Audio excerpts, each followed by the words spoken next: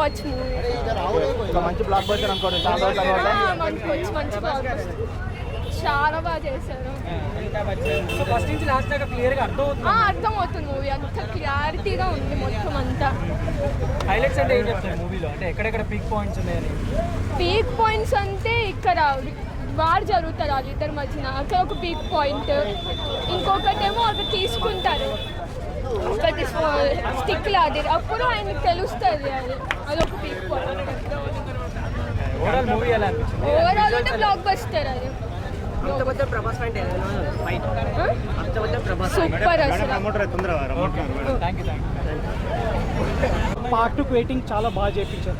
ఆతృత ఉంది next time ఏమవుతుందని చెప్పని. అందరూ యాక్ట్ అయ్యారు అంటే మూవీలో like correct like third major positive thing, అన్ని క్యారెక్టర్స్ సెట్ అయ్యాయి. ఓకే, అన్ని క్యామియోస్ సెట్ అయ్యి. క్యామియోస్ చెప్పను, వచ్చి చూడండి, ఎక్స్పీరియన్స్ చేయండి. ప్రతి ఒక్క క్యామియో ఒక హిట్ లాంటిది, చాలా బాగా సెట్ అయ్యింది. Please enjoy with your family. ఎలాంటి వర్గర్ సీన్స్ లేవు, చాలా మంచిగా తీశారు. నాగశ్విన్ అన్న మహానటి తర్వాత ఇంత టైం గ్యాప్ తీసుకున్నారు కదా, వర్త్ ఇట్. చాలా 5/4 ఇస్తాను నేను.